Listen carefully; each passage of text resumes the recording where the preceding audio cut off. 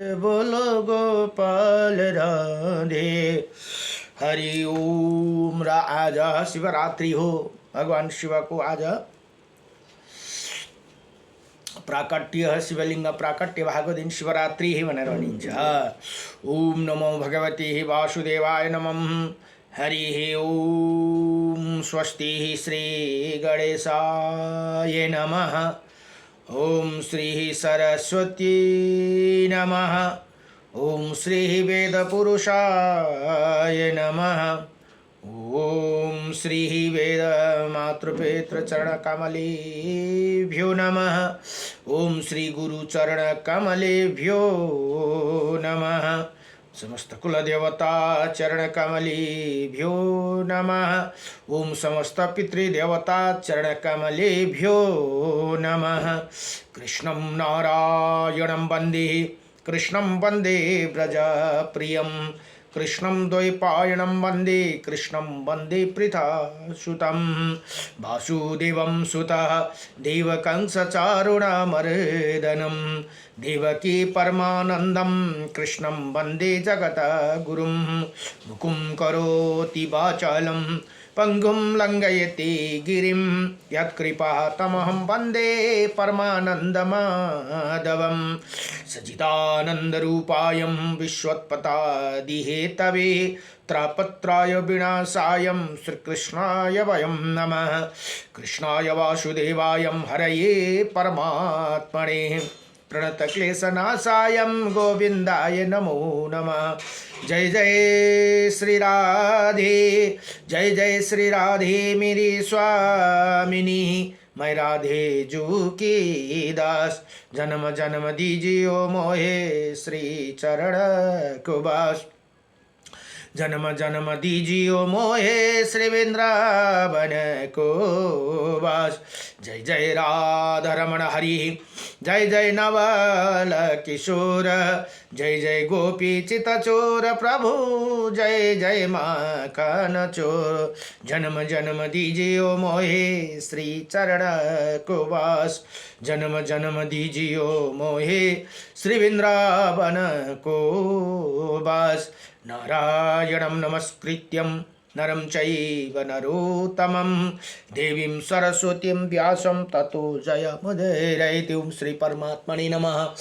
गुरुर्ब्रह्मा गुरुर्विष्णुः गुरुर्देव महेश्वरः गुरुर्साक्षात् परं ब्रह्म तस्मै श्री गुरुदेव नमः। अखण्डमण्डलकारकं व्याप्तायनं चराचरं तत्पदं दर्शितं येनं तस्मै श्री गुरुदेव नमः। श्री गुरुदेव हजूर को चरण कमल ले भवसागर अब तर न सकूं। जब जन्म भयो तब भूल भयो अब जीव सुधारूं पावु परूं। गुरुदेव हजूर को चरण कमल ले भवसागर अवतर न सकूं। शिष्य भये कति ऊंचा हुँदा हुन् नीच भए मेरो छैन मति सब समगरी। जब ज्ञान दियो अब गुण गाउनु सक्छु कति। जति बस्दछु मेरो शुद्ध हृदयले अर्जी हरदम नित्य गरौँ श्री गुरुदेव जुको चरण कमलले भवसागर अवतर न सकूं। कर्म गरे जब मरम बुझिन्न धर्म दियो तब कर्जी भए अर्पण रहेछ।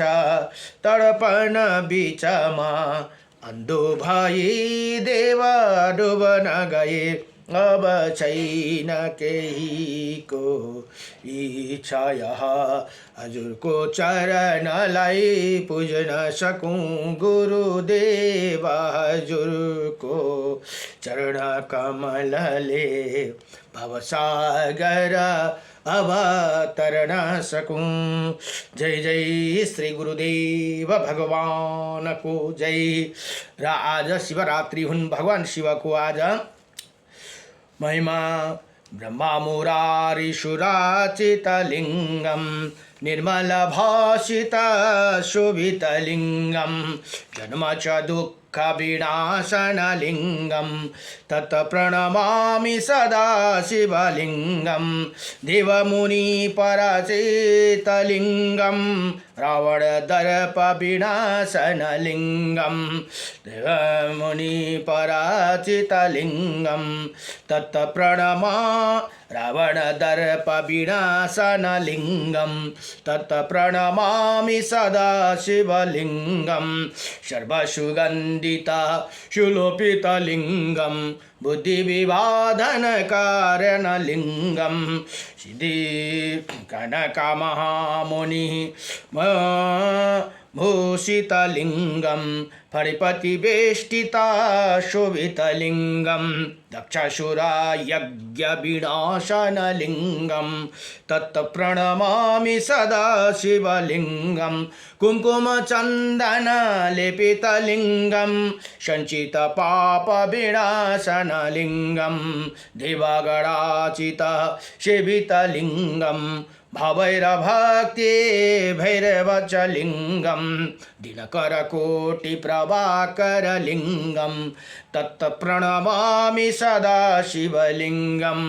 हरि ओं नमः शिवाय, हरि ओं नमः शिवाय। अष्टदलोपरिवेष्टितलिङ्गं सर्वशुभद्रवकारणलिङ्गं अष्टदरित्रविनाशनलिङ्गं तत् प्रणमामि सदा शिवलिङ्गं सुरगुरसुरवरपूजितलिङ्गं शूर्वणपुष्पशताचितलिङ्गं परात्पर परमात्मिकलिङ्गं तत् प्रणमामि सदा शिवलिङ्गं। त्रिलिङ्गाष्टकं पुण्यं यः पठे शिवेन सन्निधौ शिवैलोकैकमाप्नोति शिवेन समोदति। लिङ्गाष्टकं स्तोत्रं सम्पूर्णम्। आशुतोष शशांक शेखर चंद्रमौलि चिदंबर कोटि कोटि प्रणाम शंभो कोटि नमन दिगंबर कोटि नमन दिगंबर निर्विकारं ओंकार अविनाशी तमहि देवादिदेव जगत सरजका प्रलय करता शिवं सत्यं सुंदरं निरंकारं स्वरूपं कालीसुर महायोगीसुर दयानिधि दानेश्वर जय जटाधर अभयंकर शूलपाणि त्रिशूल धारी अघोरी बागंबरी जय महेश त्रिलोचनाथ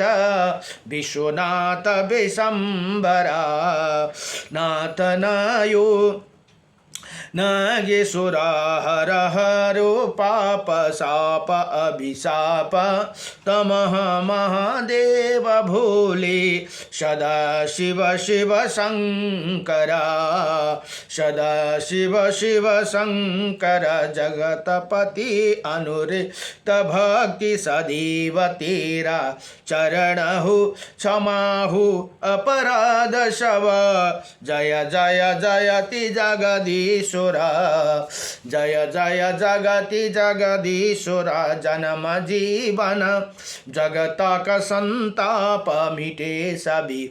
ओम नमः शिवाय मन जपते रहे पंचाक्षर आशुतोष शशांक शेखर चंद्रमौलि चिदंबर कोटि कोटि प्रणाम शंभो कोटि नमन दिगंबर कोटि नमन दिगंबर। हरि ओम नमः शिवाय। आज अब आज शिवरात्रि कम से कम 12 ज्योतिर्लिंग को नाम ओम सोमनाथाय ज्योतिर्लिंगाय नमः, ओम मल्लिकार्जुनाय ज्योतिर्लिंगाय नमः, ओम महाकालेश्वर ज्योतिर्लिंगाय नमः, ओमकारेश्वर ज्योतिर्लिंगाय नमः, ओम केदारनाथाय ज्योतिर्लिंगाय नमः, भीमशंकराय ज्योतिर्लिंगाय नमः, ओम बाबा विश्वनाथाय ज्योतिर्लिंगाय नमः, ओम त्र्यंबकेश्वराय ज्योतिर्लिंगाय नमः, ओम वैद्यनाथाय ज्योतिर्लिंगाय नमः, ओम नागेश्वर ज्योतिर्लिंगाय नमः, रामेश्वरम ज्योतिर्लिंगाय नमः, ओम घुष्मेश्वर ज्योतिर्लिंगाय नमः।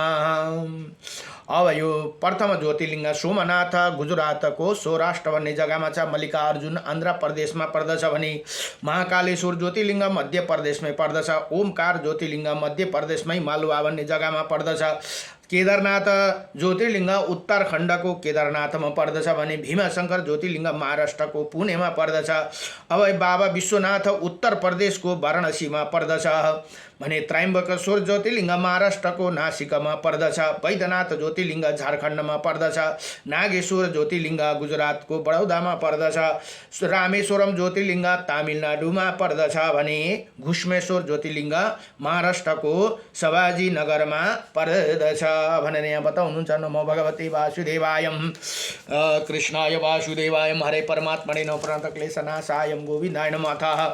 श्री विष्णु अष्टविंशति नामं स्तोत्रम् श्री अर्जुनोवाच किं नु नामं शस्त्राणि जपते च पुनः पुनः यानि नामानि दिव्यानि तानि चक्षुष केशव। हे भगवान केशव मनुष्य बार बार 1000 नाम जप किन करते उनका दिव्य नाम वर्णन गर्नुहोस् भनेर यहाँ बताउनु भयो भने श्री भगवान कृष्ण भन्नुहुन्छ। श्री भगवान उवाच मच्छं कुर्मं वराहं च वामनं च जनार्दनं गोविन्दं पुण्डरीकाक्षं माधवं मधुसूदनं पद्मनाभं शास्त्रक्षं वनमाली हलायुधं गोवर्धनं हरिकेशो वैकुण्ठं पुरुषोत्तमं विश्वरूपं वासुदेवं रामनारायणं हरिं दामोदरं श्रीधरं च वेदंगं गणरोध्वजम् अनन्तकृष्ण गोपालं च पते नास्ति पातकं गावं कोटिप्रदनस्य अश्वमेधस्य च कन्यादानं शास्त्रणं फलं प्राप्नोति मानव अमावास्या पूर्णिमास्यम् एकदशं तथैव च संध्याकाले स्मरित्यं प्रातःकाले तथैव च मध्याह्ने च जप नित्यं सर्वै पाप प्रमोच्यते। भगवान कृष्ण भन्नुहुन्छ हे अर्जुन यी नाम जप गर्ने पुरुषको भित्र पाप रहँदैनन्।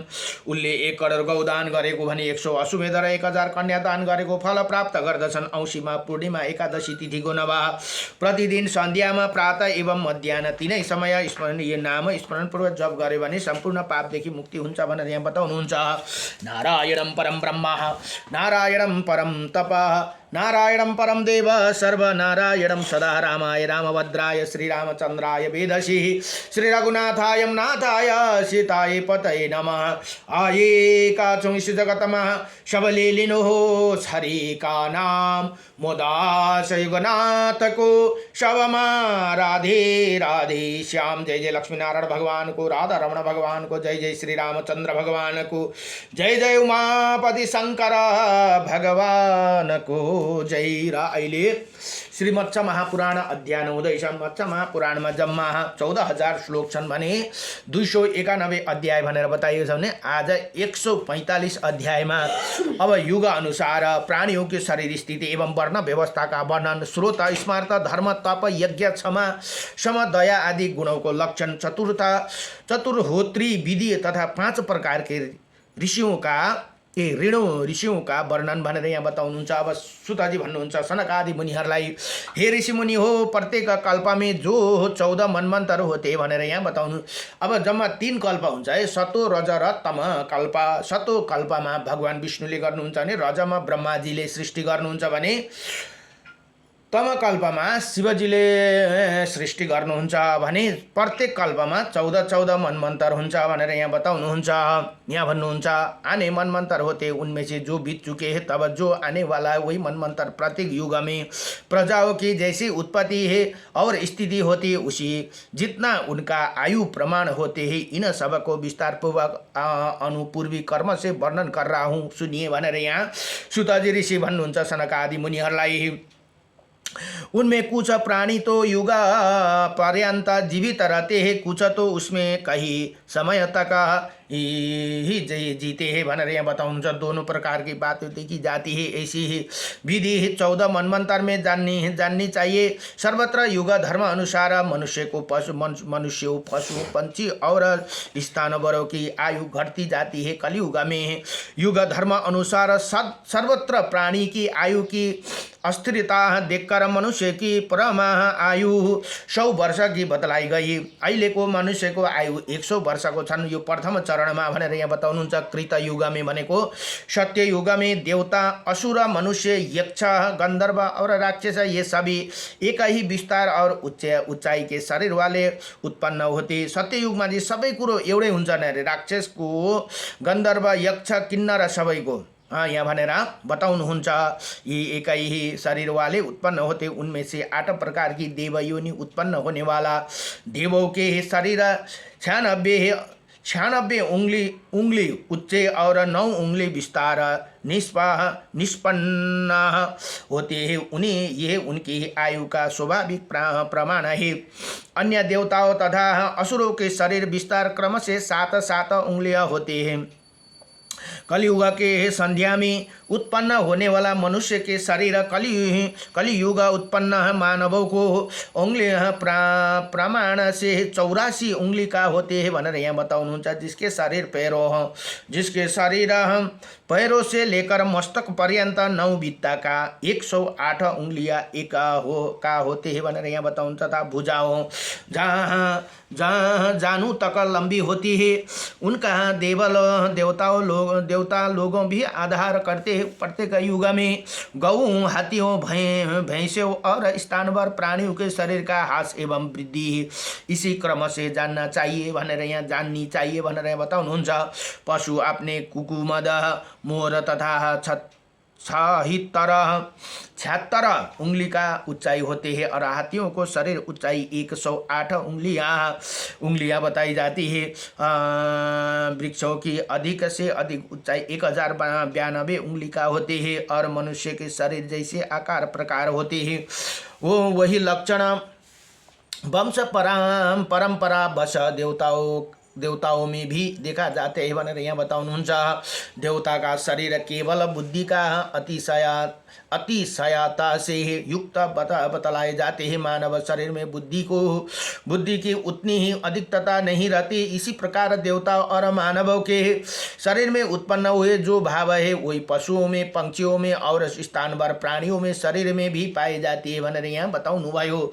गौ, बकरा, घोड़ा, हाथी, पंक्षी और मृग इन सर्वत्र यज्ञ कर्मों से उपभोग होते ही है। पशु मूर्तियाँ क्रमशः देवताओं के उपभोग में प्रयुक्त होती। उन उपभोक्ता देवताओं के रूप में प्रमाण के अनुरूप ही उन अचार प्राणियों का मूर्तियाँ होती। वही उन मनोज्ञ भागों का उपभोग करके सुख का अनुभव करते हैं भनेर यहाँ बताउनु भयो। अब मैं सातों और संतों और साधुओं का वर्णन कर रहा हूँ। ब्राह्मण ग्रंथ और श्रुतियों का शब्द ये सभी देवताओं की ही निर्देशक मूर्ति है। अंतःकरणों में इनके तथा ब्रह्मा का संयोग बना रहते हैं, इसीलिए ये संत कहलाते हैं। ब्राह्मण, क्षत्रिय और वैश्य सामान्य एवं विशेष धर्मों का सर्वत्र स्रोत एवं स्मार्त विधि के अनुसार क्रम का आचरण करते हैं। वर्ण आश्रम धर्म को पालन में तत्पर तथा स्वर्ग प्राप्ति के सुख मानने वाला लोगों द्वारा आचरित जो श्रुति एवं स्मृति संबंध धर्म है उसे ज्ञान धर्म कहा जाते हैं। दिव्य सिद्धियों का साधन संलग्न तथा गुरु का हितैषी होने के कारण ब्रह्मचारी को साधु कहते हैं। अन्य आश्रम के जीविका नियमित तथा स्वयं साधन को निरंतर होने के कारण गृहस्थ भी साधु कहलाते हैं। वन में तपस्या करने वाला साधु वैखानस नाम से अभिहित होते हैं। योगा की साधन में प्रयत्नशील सन्यासी को भी साधु कहते हैं। धर्म सप्ताह क्रियात्मक है और ये धर्माचरण में ही प्रयुक्त होने वाला कहा गया। सर्व सामर्थ्यशाली भगवान ने धर्म को कल्याणकारक और अधर्म को अनिष्टकारक बतलाया है भनेर यहाँ बताउनुहुन्छ। तथा देवता, पितर, ऋषि और मानव ये धर्म है और ये धर्म नहीं है ऐसे कहकर मौन धारण कर लेते हैं। गृह गृह धातु धारण करने तथा महत्व के अर्थ में प्रयुक्त होते हैं। आधरण एवं अधर्म शब्द अर्थ इसके विपरीत है। आचार्य लोग इष्ट की प्राप्ति करने वाला धर्म का ही उपदेश करते हैं। अधर्म अनिष्ट फलदायक होते हैं, इसलिए आचार्यगण उसी उपदेश नहीं कहते भनेर यहाँ बताउनुहुन्छ। जो बुद्धि है निर्लोभा आत्मा ज्ञानी निष्कपट अत्यंत विनम्रता तथा मृदुल स्वभाव वाले होते, उन्हें आचार्य कहा जाते हैं। धर्म के ज्ञाता दी जातियों द्वारा स्रोत एवं स्मार्त धर्म का विधान किया गया है। इनमें से दार संबंध, विवाह, अग्निहोत्र और यज्ञ ये स्रोत धर्म के लक्षण है तथा यम और नियमों को युक्त वर्ण आश्रम आचरण स्मार्त धर्म कहलाते हैं। सप्त ऋषियों ने पूर्ववर्ती ऋषियों ने स्रोत धर्म का ज्ञान प्राप्त करके पुनः उसका उपदेश किया था। ऋग वेद, यजुर्वेद और साम वेद ये ब्रह्मा के अंग है। व्यतीत हुए मनमंत्र के धर्म का स्मरण करके मनु ने उनका उपदेश किया, इसलिए वर्ण आश्रम के विभाग अनुसार प्रयुक्त हुआ धर्म स्मार्त कहलाते। इसी प्रकार स्रोत एवं स्मार्त रूप द्विविध धर्म के शिष्टाचार कहते हैं। शिष धातु से निष्ठा संज्ञा प्रयत्न का संयोग होने के शिष्ट शब्द निष्पन्न होते हैं। प्रत्येक मनमंत्र में इसी भूतल पर जो धार्मिक लोग वर्तमान रहते हैं उसे शिष्ट कहा जाते हैं। इसी प्रकार लोगों की वृद्धि करने वाला सप्त ऋषि और मनु इसी भूतल पर धर्म का प्रचार करने के लिए स्थिति रहते हैं। अतः वो शिष्ट शब्दों से अभिहित होते हैं। वही शिष्टगण प्रत्येक युग में मार्ग भ्रष्ट हुए धर्म की पुनः स्थापना कर दे।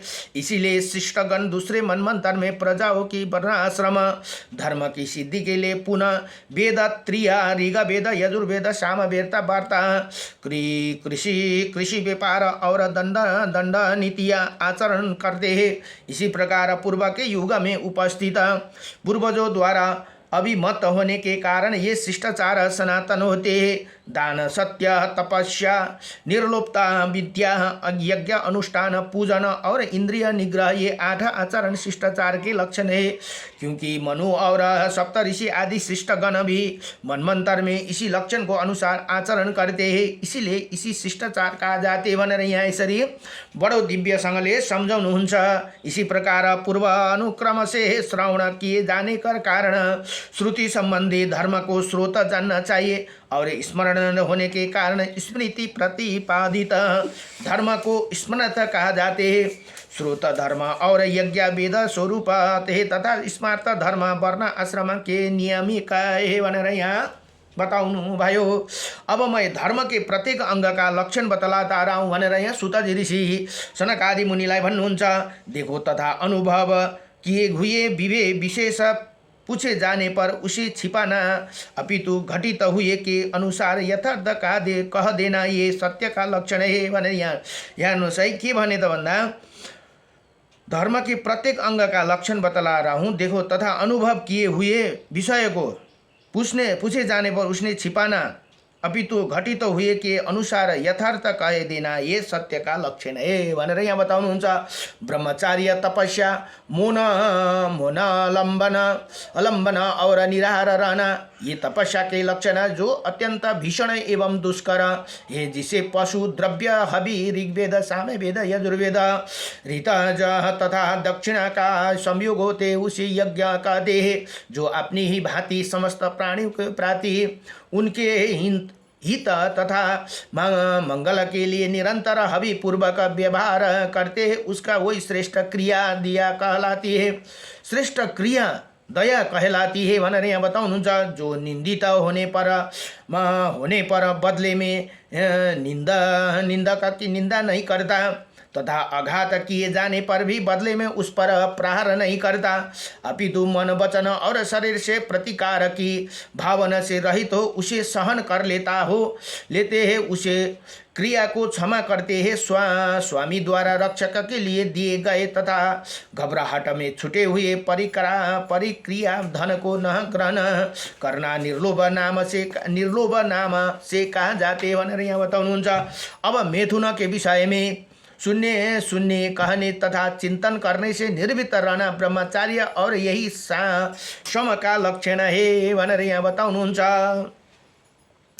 जिन इंद्रियों अपने अथवा पराये के हित के लिए विषय में नहीं प्रवृत्त होते, ये दम का लक्षण है। और 5 कर्म इंद्रिय विषय में ये 8 प्रकार के कारण में बाधिता होने पर भी क्रोध नहीं करता, वही जितात्मा कहलाते हैं। जो पदार्थ अपने को अभिष्ट हो तथा न्याय द्वारा उपार्जित किए गए हैं उन्हें गुणी व्यक्ति को दे देना, ये दान का लक्षण है। जो धर्म श्रुतियों में एवं स्मृतियों द्वारा प्रतिपादित वर्ण आश्रम के आचरण से युक्त तथा शिष्टाचार द्वारा परिवर्तित होते हैं वही साधु सम्मत धर्म कहलाते हैं। अभी अनिष्ट के प्राप्त होने पर उसे देश न करना, इष्ट की प्राप्ति पर उसका अभिनंदन न करना तथा प्रेम संताप और विषादी दिशे विशेषता निर्वृत्त हो जाना, ये विपरीत वैराग्य का लक्षण है। किए गए कर्मों का न किए गए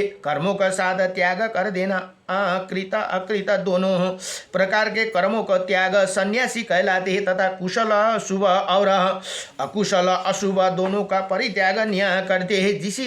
जिस ज्ञान को प्राप्त होने पर अव्यक्त को लेकर विषय पर्यंत सभी प्रकार के विकार निर्वृत्त होते तथा चेतन और अचेतन का ज्ञान हो जाते, उसी ज्ञान से युक्त प्राणियों को ज्ञानी कहते हैं। स्वयंभू मनमंत्र में धर्म तत्वों के ज्ञाता पूर्वकालीन ऋषियों ने धर्म के प्रत्येक अंग का यही लक्षण बतलाए गए भनेर यहाँ बताउनु भयो।